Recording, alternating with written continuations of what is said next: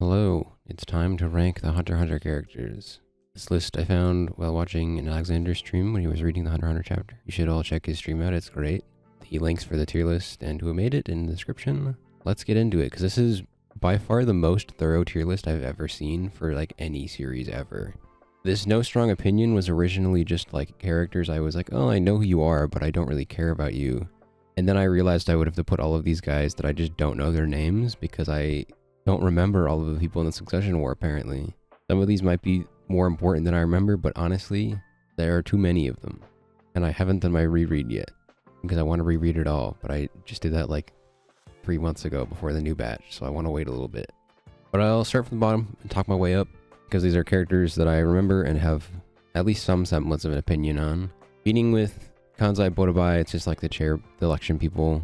Same with Gel, where it's just like, yeah, they're the like lesser known, not really like members of the group, but I just don't really care about them beyond. I think their designs are fun or interesting, or they're doing things that are interesting, but beyond that, I don't have much to say for them yet. Kanzai could maybe have more going into the rest of the Succession War, but the other two I'm not optimistic about. Not in a bad way, it's just like that's what they're doing. Squala, Hanzo, they're just kind of guys that I remember and didn't hate, but I'm also like, you sure are guys. Shoutouts and Dwan are just like mentor characters or like fun little guys that I like because I think they're funny. I think Shoutouts is like his little gimmick and how he runs in the beginning is really funny, and I like him because of that. And the one thing for Greed Island is just funny. Like, it's such a silly little way to end it, but makes it such a fun little journey when you're like, yeah, that is inherently really silly, but I like it, so it's fine. Miluki, I just kind of don't really care about him, if I'm being real. Like, I don't hate him, and he's been involved in interesting things, but I'm not the biggest defender of him. Same with Franklin, where it's like, it's a troop member where I'm like, yep, you sure are one of them, but I don't really have any strong opinions on him either way. Koala I just think is funny when he's just like doing his thing in the Chimera Ant arc, and I'm like, you should, like, okay, do what you want, buddy. But it's just like a koala shooting people, and it's like, cool. Sure, why not? Vedera is a guy who is relevant to the plot that isn't like an inherent drag down of it, but I don't really have any strong opinions on him. Bizef, for obvious reasons, don't really like him. He's kind of just a trash human being, but his existence in the story makes sense, and there are too many people like him in the real world who are just clawing their way at things so that they stay hooked on to whatever is happening around them. Beyond, I just think her design's cool. Not gonna lie, that's really it. Gel, I just think their design's cool. I didn't even know they were an election member. I was like, I know I'd recognize this person from something, but I couldn't figure out what it was. And then I did. Cass is another one who's like, that's a cool guy. Same with Fat, or Scott, I don't remember his name. He's just like a guy who shows up for a bit and then like, you're a fun dude, and then you're gone. Dogman is just vibes alone. He's memorable, but boy does he creep me out. Worm is here because that might be one of the ugliest character designs I've ever seen. And then Tomput is at the bottom because I just don't like him, but that's kind of the point. He's kind of just annoying. That's really just his bit.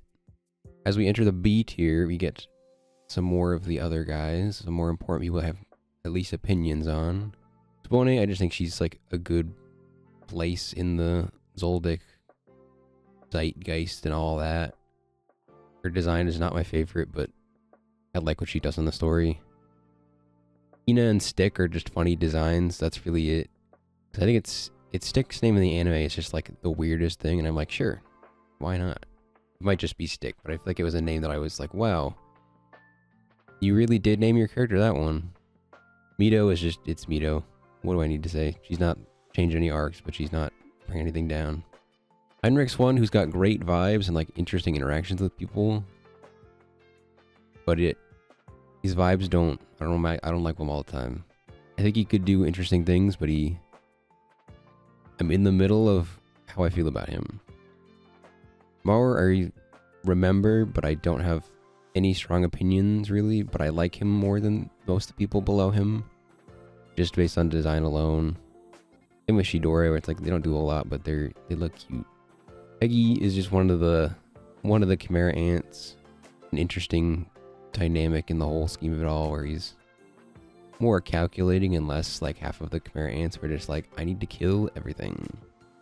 Zaza and Ramut are just like the battle-hungry ants where it's like, I know who you are, I don't really hate you, but you're not my favorite. Sub and Bara I kind of just looped in with Genthru, but a little worse. Flutter and the Chimera Ant Queen are more just like, you sure are there, but I don't really have any strong opinions on you. Positive or negative.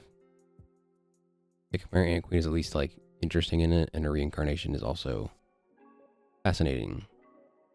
Genthru, this is kind of the highest you will be because he's a villain that isn't like super interesting. He's definitely a good villain for Greed Island, but in the grand scheme of things, like Buddy pales in comparison to basically every other villain in the series. Shidu is an ant who I think is fascinating because they have like more dynamic explore with them, and they're kind of pride and hubris fail everything, but it's at least memorable. I don't particularly like them or dislike them, but I have respect for their existence in the narrative in capacity to somewhat show how strong Moral is, and also just how the Chimera Ants level up and such. Beans is... I just like him. He looks like a cute little guy. He's vaguely important at times, but never the star of the show. Leo is another one like Chidu, where we kind of see how interesting the Nen powers can be with the Chimera Ants. I think his is a fun one that really makes things interesting, but also shows, again, that Togashi is kind of just the best at doing power systems and anything in general. Greynu's one who, I just like him. He's one of those, like, presences who's there for a not insignificant amount of time that doesn't bring things down. He's not an all-timer, but, like, when he's there, I'm not like, please get off my screen. I'm like, oh, it's him. He's fine. I like him. Same with Bai's, where it's like she's there and I'm like, oh, I like you. You're cool. You can be here. But they're not here, like, all that long. Really, most of the B tier is those kind of guys, where it's like Segura and Zephyl-san. And, like, they're there, and I'm like, I like you. You're cool. You can continue to exist, and I won't be upset about it. His Ice Stum is one who I like. I think his design is a bit silly, but, like, whatever. It's distinct. I'm curious how he will be involved more in the Succession War. So he's one that he's here, but I think he has room to grow because he is very in the thick of the Succession War stuff that could elevate him up a bit. Maybe even a lot. I don't know. Hard to say. Pingene, I don't know what is his name. I probably just butchered that. I think he's just like an interesting place in the story for Greed Island, and also just like in general with his whole relationship with Crollo, as in, which is really just because of his Nen thing where he can just remove any curse possible. Like, that's great, and I love it a lot. Even if he himself isn't the most, like, deep character, really. He's not getting the shining spotlight, but he's not insignificant to anything. Zushi and Neon are just fun personalities. I like that they exist, and they bring me joy when they're on screen. And that's really it. Basho is one who I think he's fun. He's got a cool power, cool design. But he's not in the all-timer things, which is really just a testament to like Hunter x Hunter's cast as a whole, because in like most of their series he would be A or S just based on like power alone.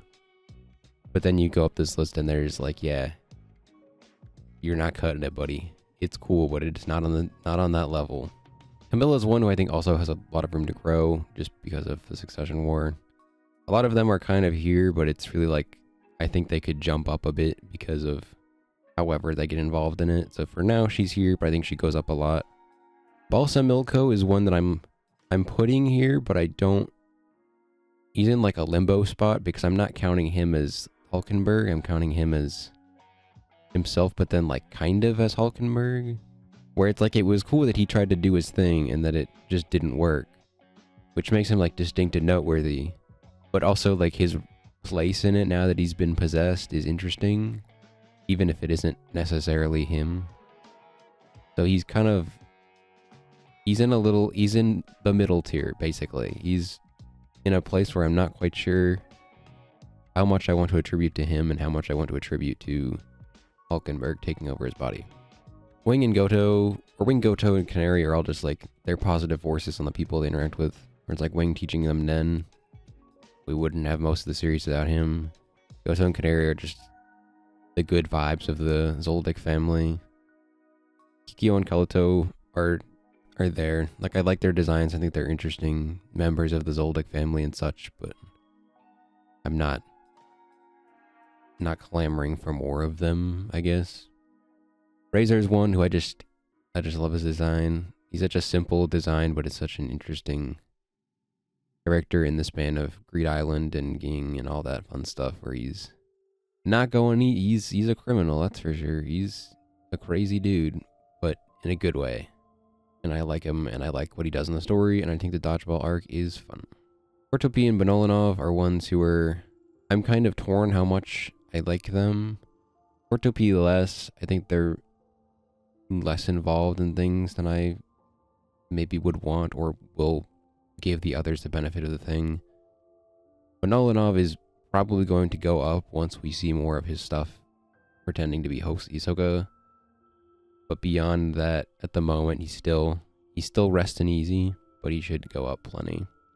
Wellfin is one who I think his role in the Chimera Antic arc is interesting, but I just don't particularly like him as much as many other people in that. He has an interesting role in that he survives it all, and he's one of the few ants that like exists by the end of the whole arc. But how he gets there is not always my favorite at times, even if it does make sense for the character. Nav is one who I like his role in the arc for Chimera Ant, but he doesn't have the high highs as the other ones because he isn't really involved in any of the palace invasion beyond just getting them in. And I think how he deals with all of it is a good scale of like how bad things are when he's just like losing all his hair and getting real old real quick because he was just that afraid. It's a very effective like storytelling piece just to set the stakes for how bad things really are. But unfortunately, that also means he's relegated to the sidelines for basically everything else. Shalnark and Finks are the two troops who have the most screen time, but are probably my least favorite of those that have the most screen time. Like, I don't hate them, I like them a good bit. But if they die, I'm not going to be like, oh no, my whole life is ruined. I'd be shocked, but I'm not attached to them as I am with some of the other ones, even if it's just like by design or how cool I think they are. Now we enter the A tier. Cheadle and Kaiser are just kind of those, like, they're smart, but they are in situations that are above them. Cheadle, like, during the election where it's very clear she is trying to get into, like, the games they're playing, but are just constantly kept out by Pariston and Ging and just, like, everyone else. Kaiser's one who I think is trying to make plays in the Succession War, but is not necessarily succeeding super well, and he's trying. He's not cooked. There are just people who are a lot busier and have a lot more sway than he does. Orkson's a recent one because of their whole thing with Morena in the most recent chapters, which made me like her, but also am very interested to see how Morena uses her, or how she uses herself for Morena's goals. So it's really a potential one, but I think also the card game really showed how conniving she was trying to be, but also she got caught in it because she's dealing with Morena. Like, you're not winning that one, buddy. Zhonglei is one who I think has potential to go up a lot. Of the princes who are like really involved in everything, he's one of my lesser ones, but he's still like fascinating, and I think he has a lot of room to go up, as do all of the princes once the Succession War really gets into the thick of it all. Machi is a troop member. I just like her design. I think she's had interesting roles in most of it, but I would like to see more of her. I would be a little upset if she died, but who really knows what's up for her? It's hard to say. Bill is another one of those, like, in the story they are a good, fun, like, nice presence, but he's a little more involved in it because he's kind of one of the few that knows, at least in degrees, of what Kurapika's doing, even if he's probably cooked by the end of it, because he's not a big fish in this pond. He's a very, very small one. Gyro, I just think it's funny he's there. His existence in the Chimera Ant is interesting because he's kind of the guy who's just hanging out, and then he just gets cooked by the ants. Komugi's one where she's just a bright presence in the story, and I really like her use in it, even if I'm not like 100% on her character. She's not having the high highs of someone like Meruem, but she's still a net positive in every interaction she's in. Benjamin is one who definitely will go up very soon, but at the moment, he is not cooked yet. Entering the current batch with like him getting into the thick of it soon is a good way to put it. But I think once he actually starts doing things, he'll jump right up. Aluka's one. I just like Aluka. I think her little side plot with Killua is a nice character arc for both of them to really show how Killua's grown since the beginning of the story, and I like that. And I think she has a fun vibe, even if it is inherently contradictory at times. Ikalgo, Meleron, Shoot, and Palm are in the like side characters of Khmer Ant. They're not side characters, like the part of the main invasion force that I like a lot, but are not at the high highs of some of the guys, just because they have not minor roles, but are dealing with tasks that are not quite as hugely important to the plot. Like Ikalgo and Meleron are kind of just, Ikalgo's there to do like side things, and his arc is good for that. Meleron is just kind of there. He just has a good power that helps out everywhere, which makes things go a little bit more smoothly than they would have otherwise, which is nice. Shoot's one where I think he has his moment, and he really, really shows in that moment. But then like the beginning for that, where it's the pre-game, he's not as involved, hampers him from getting a little higher. And then Palm, I like her character arc in the thing. I like where she like begins and ends it. Her vibes are just not always there, and that's really enough at times. Vogan's one where I think he's a good litmus test character, where it's like, this is what Kurapika wants and he's gonna get it, and this is how dedicated he is to doing that, where it's a good example of how far Kurapika is willing to go to kill a troop, which is good in existence, and he just has a really cool design, and I think his ripple effect on all of the troop is very good. His existence is small, but he has a lot of big effects, which is what I like a lot. Longhee is another potential one, because I want to see her attempt to kill her father. Like, I am so invested in that, and I really want to see this seemingly minor character, at least in like a broad span of the war, really claw her way into becoming a bigger player into that, and that is exciting to me, and I really hope it is something interesting at least. Phaeton and Illumi are the troop members that are involved in a lot, and I like a lot, but are not my all-timers. They're just cool if they're there, and they do interesting things when they're there, but they're not quite at that level yet. Maybe they will be, hard to say. Hulkenberg is one who definitely is going to go up once I see more of what he's doing. We have the beginnings of his plan, but really, I think this next batch of 100 chapters, whenever we get it, is going to be a big one for all of the princes, and just elevating them based on what they decide to do with the limited time most of them have to live, and seeing how that unfolds and spirals all out of control in a way that will most certainly be very interesting. Zeno is one who I just think is cool. He's got a really cool Nen power, and that's sometimes that's really all you need. Shizuku Nobunaga are probably my next favorite ones beyond like the very obvious ones that are higher. I think Shizuku is a great design and is really used in interesting ways in the various arcs she's in. And Nobunaga, I think, is the one that has the most potential to go up based on his interactions in the Succession War. I think he consistently is like a key player in every arc, but he's missing that one little thing that take him over the edge, and I think the Succession War will have that. Silva, I think, is a good one because of just his relationship with Killua, and just in the story in general, where he is the head of an assassination clan, but he feels like he still has a little, not necessarily humanity, but a little bit of heart to him, that he still cares for his family and is willing to let Killua do his own thing, which is good, and we love to see it. And finally, we have the S tier, the guys that I love the most.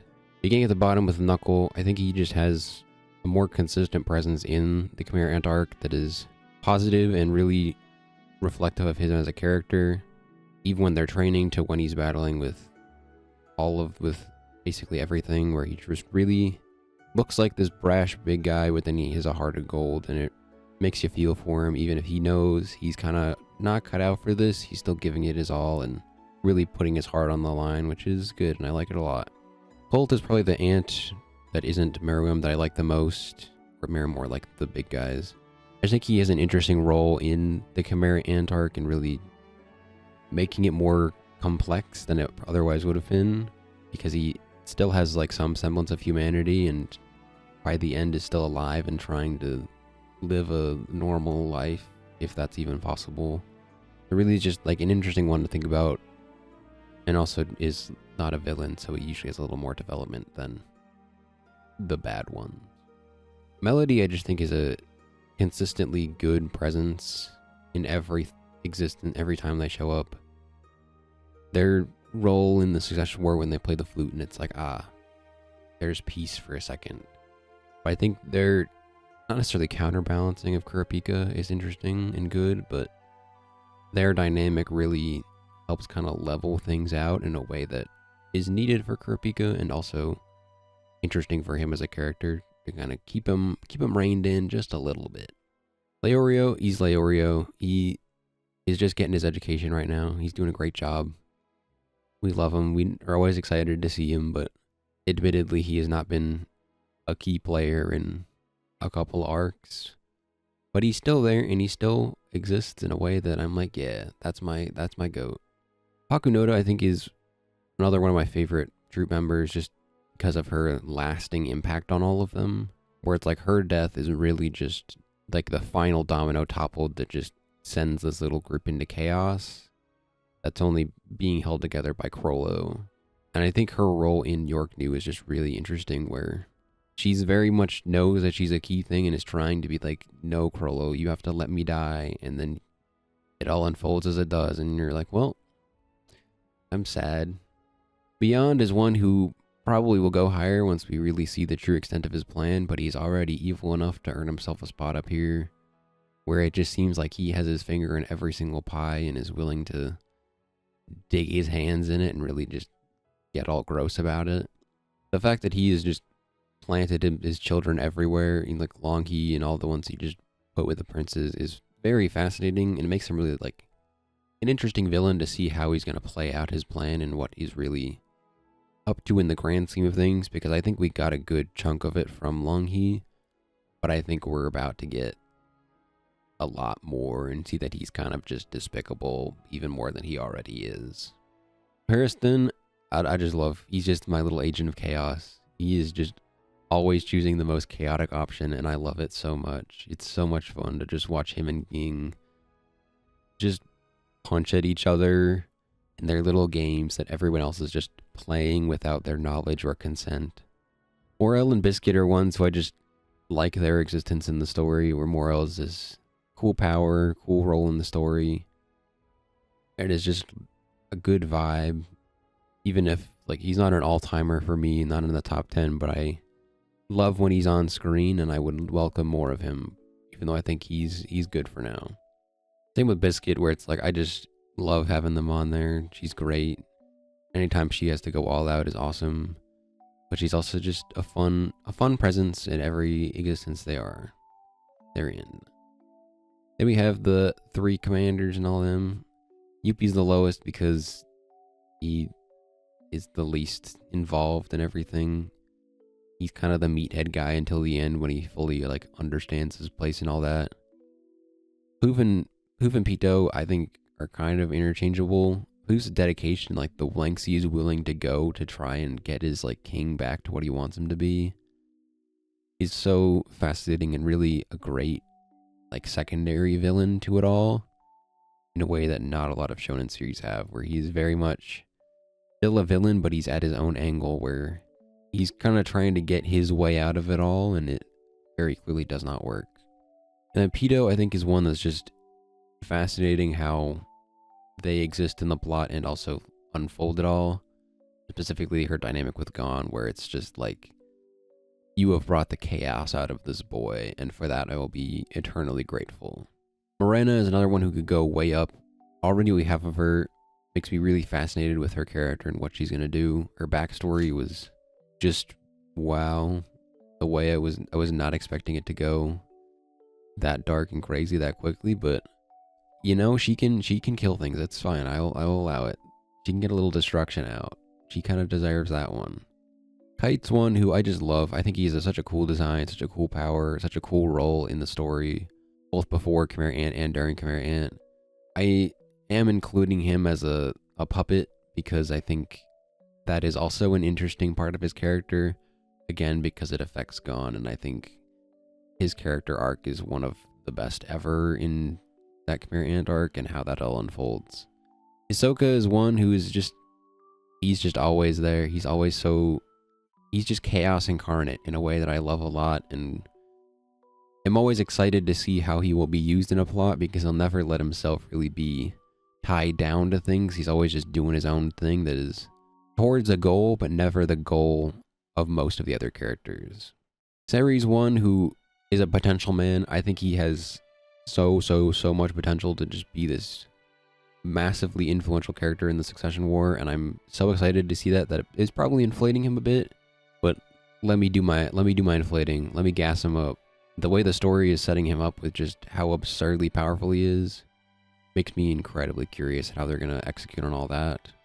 Netero is one where I think his role is just so fascinating, and he kind of is like the pair to Seri, or he's like the good version, because they're both so obsessed with training and getting stronger with their nen abilities, but Netero's is in service of prayer and thankfulness, where Seri's is just, he just loves getting stronger. And I think Netero's role at the end of the Chimera Ant arc is just awesome. It's such a display of that humanity is, we are the most sick, twisted creatures. We are the real animals, the real ants. We will kill anything that gets in our way, as evidence as he just kills himself and nukes Meruem so that he dies. And then we have Meruem, who is just one of the best written characters in any shonen thing ever, and one of the best villains in any story ever. His whole progress throughout the arc of Chimera Ant, and just his relationship with Komugi, and as he gets more and more human, and is just awesome. It's such a fascinating way for a villain to end, where it's like he doesn't lose the Chimera Ant arc. He is just defeated by the collective vile nature of humanity, who's willing to poison him and kill him just because he's a threat to us, even though he kind of isn't as much once he becomes more human. There probably could have been some coexistence, and he clearly doesn't want to fight Netero, but humans are sick creatures, and so things unfold as they do. Ging is one who I think his role in pre-election is just very fascinating, where he's kind of just leading Gon along on this little whole journey to really make him see the world. But then once we get to the election arc, and I think his enjoy the little detours in life speech is a great summation of just everything about life, the series, and everything in between. And it's such a great like motto to live life by, and it definitely helps make Gon like, he's like, yeah, I had fun, even if it's like, well, ideally he'd want to see his father, but King is just having fun with his kid, making sure he knows the world and explores it all before he finally gets to see him. And I think his role post the election is very fascinating, because again, he is just being his fun little agent of chaos self with Pariston in the Succession War, and I'm curious to see how all of that will unfold, because he's there and he's cool, and I want to see him succeed. Kurapika is one who I think definitely could take the top 3 or top 2 whenever the Succession War unfolds, because they've consistently been such a key player in every arc they're in, that is just this resolve that is unwavering towards accomplishing their goal, but everyone's like, you're gonna die doing that. And I think the Succession War will finally be where either everything is fulfilled, or we'll get a significant growth in their character, because they are the one person who is not a prince, who it feels like is kind of doing interesting things and making headway in the Succession War. And I think in the grand scheme of things, they're probably a bit cooked because of the other princes, but I'm fascinated to see how Kurapika's story unfolds in this arc. Killua, I think, is just another great character, where he's this assassin that grows up to be more of a kid, to really learn to love people instead of killing them. His nen ability is awesome. He's just such a good character, such a good character arc, where he really grows into being more of a human and really loving his friend Gon. And I think his existence in the Chimera Ant arc is just great, because he's just trying to keep Gon rooted down so much, but inherently understands that he still has a ways to go before he can really be that perfect presence in his life. Frollo is number 2, but I think he has potential to hit 1. He's just such an interesting character in anything he exists in, and York New is just, he's filled with like a layer of melancholy in it all. But then I think the flashback really cemented him as just one of the best characters ever written in anything, where he's just trying to fix all his problems. He's just been ripped and torn to pieces and is holding together by whatever tape and glue he can muster. And it seems more and more like he is on that verge of breaking, and really, I want to see how that unfolds. But also, he's on Succession War trying to get the pieces that are keeping it going, and I'm sure that's going to lead to some very interesting consequences. But then there's also the Chrollo-Hisoka fight, which is just awesome. Such a cool fight that I want to see animated so badly. And finally, at number 1, we have Gon. I think his arc in the Chimera Ant arc is one of, if not my favorite character arc in any story ever. The way it unfolds, where he's just, this entire series is this bright and beaming guy who's really happy about living and enjoying all the journeys and stuff. And to just watch him wavering on this edge of breaking until he finally snaps is just incredible. It's such a fascinating arc for a shonen protagonist, where they're not like getting better. It's like, this is very much a moment of darkness when he unleashes everything and loses it all. But it's so good because of that. Watching him just sacrifice it all so he can kill Pito is just an incredible character moment. They have no word. It's just, how did Togashi do it? That's why he's the GOAT. He just made an arc like that, and I'm like, how? And how is that only one piece of the Chimera Ant arc? It's just genuinely incredible. I think about that arc like once a week, and Gon's whole existence in it. Probably way more than I should, but it's just too good not to. It really is. And that's my thoughts on my Hunter x Hunter character rankings. Honestly, if I'm being 100% real right now, I am surprised this tier list is so big, which speaks volumes to the strength of Hunter x Hunter, that the fact that I have all of these characters that I know their names and like recognize and have opinions on. Granted, when we go down the list and we look, we see, oh, there's all of these guys too. But the fact that there are this many people in the main tier that I'm like, I know who you are, I know your role in the story, and I have an opinion on you, is very good for Hunter x Hunter. Because I've tried these with like One Piece, and then there's a certain threshold where I'm like, I don't know who you are, despite them probably being fairly important characters. Whereas this, I'm like, I know who all of these guys are, I know what they do in the plot, I know where they're from. Which, you know, I'm not patting myself on the back, but that's a shout out to my memory kind of thing. Because somehow I'm remembering like 50, 60 characters, despite the fact that I only recently reread Succession War and not the rest of it. But that's my list. Hope you enjoyed. Let me know what you think. I'm curious to know your top 5. That's when I want to know everyone's top 5, who you like the most out of it all. Who's the character you like the least? Who do you think you're going to cook with the most? And if you want to see more stuff like this, subscribe, like. I'm definitely going to be doing reviews for each of the chapter batches as they come out. He said he's working on the next 50. That was the highlight of my day when I found that out. Like 50 more chapters of this. I'm so excited. I just don't have words to properly describe the feelings that I have. Where I'm overjoyed a story like Hunter x Hunter exists, and that we're continuing to get more of it. So stick around as I continue to gush around everything about this series, probably endlessly.